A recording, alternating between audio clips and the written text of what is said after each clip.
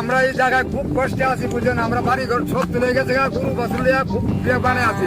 ফারাক্কা বাঁধের বয়স 50 বছর পেরিয়ে গেছে এবং ফারাক্কা বাঁধের বিভিন্ন জায়গায় ফাটল ধরেছে। তবে সত্যি কি ফারাক্কা বাঁধ ভেঙে ফেলা হচ্ছে? নদী, জলপথ বা বাঁধ যেখানেই হোক না কেন, মানুষের কল্যাণের জন্যই এগুলো তৈরি করা হয়। কিন্তু পৃথিবীতে এমন কিছু বাঁধ আছে যে এগুলো আশীর্বাদ না হয়ে রীতিমতো মরণ ফাঁদে পরিণত হয়েছে। কিছু বাঁধের প্রভাব এতটাই ভয়ঙ্কর যে শুনলে আপনাদের শরীর কেঁপে উঠবে। আর অবাক করার বিষয় হলো, ভারত এমন একটা বাঁধ তৈরি করেছে যার বয়স 50 বছর পেরিয়ে গেলেও আজও তা দুই দেশের লাখো মানুষের জীবনকে বিপন্ন করে তুলেছে। আজকের ভিডিওতে আমি আপনাদের ফারাক্কা বাঁধের এমন কিছু অজানা ও চাঞ্চল্যকর তথ্য জানাতে চলেছি যা শোনার পর আপনারা রীতিমতো অবাক হয়ে যাবেন। বিভিন্ন রিপোর্টে বলা হচ্ছে ফারাক্কা বাঁধের আয়ু শেষ হয়ে যাচ্ছে এবং এর বিভিন্ন জায়গায় ফাটল ধরছে। তবে কি সত্যি ফারাক্কা বাঁধ ভেঙে ফেলা হচ্ছে? চলুন ফারাক্কা বাঁধ থেকে ঘুরে আসা যাক।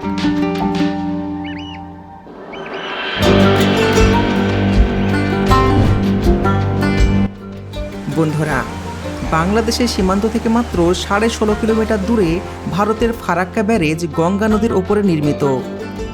2240 মিটার লম্বা এই বিশাল বাঁধটি $280 মিলিয়ন ব্যয়ে সোভিয়েত ইউনিয়নের সহযোগিতায় তৈরি করা হয়েছিল। কিন্তু এর পেছনের ইতিহাস শুনলে কোনো থ্রিলার সিনেমার দৃশ্য বলে মনে হবে।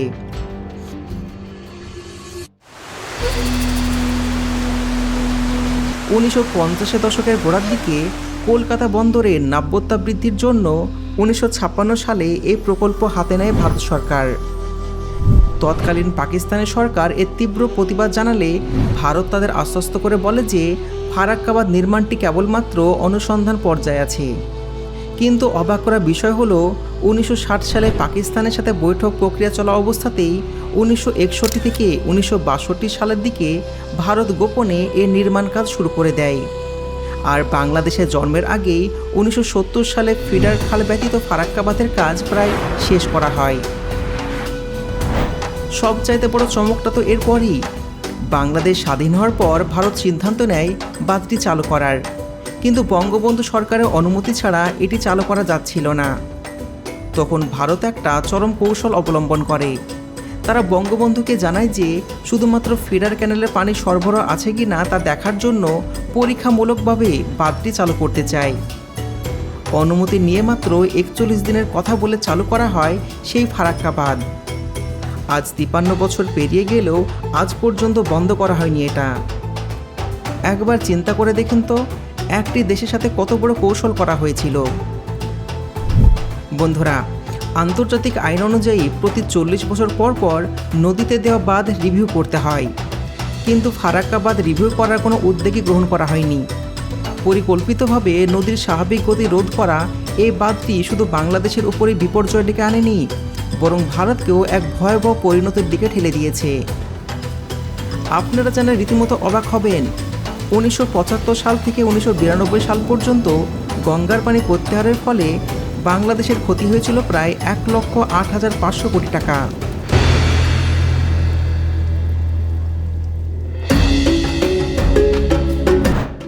দীর্ঘদিন ধরে আব্দুল হামিদ খান ভাসিনী এবং তার অনুগামী ফারাক্কা বাঁধের প্রতিবাদ করেছিলেন। আজ তাদের দাবি অক্ষর অক্ষরে সত্য বলে প্রমাণিত হচ্ছে। ফারাক্কা বাঁধ চালুর পর থেকেই পশ্চিমবঙ্গের মালদা এবং মুর্শিদাবাদে নদীর ভাঙন জ্যামিতিক হারে বাড়তে থাকে। চোখের সামনে হাজার হাজার ঘরবাড়ি, বিদ্যালয়, মন্দির, মসজিদ ও ফসল জমি পানির নিচে তলিয়ে গেছে। প্রায় 40,000 পরিবার তাদের সমস্ত কিছু হারিয়েছে এক নিমেষে, সম্পূর্ণ কিছু নিঃস্ব হয়ে গেছে। কাজের খোঁজে পাড়ি দিয়েছে অচেনা শহরে। দুনিয়ার এত বড় একটা প্রজেক্ট হয়েও এটি আজ ভারতের জন্য গলার কাটা। খোদ ভারতের নেতারাই এখন এই বাঁধ ভেঙে ফেলার দাবি তুলছেন।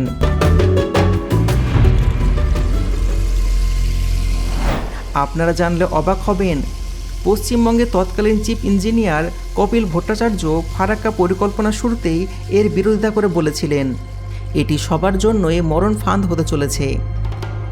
এছাড়া বিহারের মুখ্যমন্ত্রী নীতিশ কুমার 2016 এবং 2019 সালে তার রাজ্যে ভয়াবহ বন্যার জন্য সরাসরি ফারাক্কা বাঁধকে দায়ী করেন এবং তিনি এটি ভেঙে ফেলার জোরালো দাবি জানান।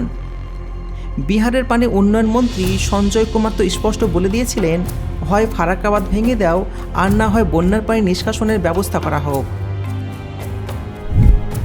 আজকের দিনে ফারাক্কা বাঁধের বিরোধিতা করার জন্য আর বাংলাদেশের মানুষের দরকার নেই। ভারতের মানুষ নিজেরাই এর হাত থেকে মুক্তি চায়। এ বাঁধ থাকলে যেমন বাংলাদেশের ক্ষতি, সেরকম ভারতেরও ক্ষতি। আর এই দুই দেশের সম্পর্ক নষ্ট হচ্ছে। তাই ভারত ও বাংলাদেশের যৌথ কল্যাণের স্বার্থে এই বাঁধটিকে চিরস্থায়ীভাবে ভেঙে ফেলা হয়তো একমাত্র বাস্তবতা। আর এতে দুই দেশের মঙ্গল লুকিয়ে আছে। তো বন্ধুরা, আপনাদের কি মনে হয়, ফারাক্কা বাঁধ কি সত্যি ভেঙে ফেলা উচিত এবং নদীর গতিপ্রবাহ কি আবার আগের মতন স্বাভাবিক করা উচিত? এটি কি দুই দেশের জন্য গলার কাটা নয়? আপনারা যারা চান যে ফারাক্কা বাঁধ ভেঙে ফেলা হোক, তারা অবশ্যই কমেন্ট বক্সে ইয়েস বা নো লিখে জানাবেন। এতে করে বোঝা যাবে কতজন মানুষ এই বাঁধের অবসান চায়। আজকের ভিডিওতে এইটুকুই। ভিডিওটি আপনাদের কেমন লেগেছে অবশ্যই কমেন্টে জানাবেন। ভিডিওটি বেশি বেশি করে বন্ধুদের সাথে শেয়ার করুন, যেন তারাও জানতে পারে। এমনই আরও রোমাঞ্চকর ও তথ্যবহুল ভিডিও পেতে আমাদের এই চ্যানেলটিকে সাবস্ক্রাইব করুন। এতক্ষণ আমাদের সাথে থাকার জন্য অসংখ্য ধন্যবাদ। ভালো থাকবেন, সুস্থ থাকবেন।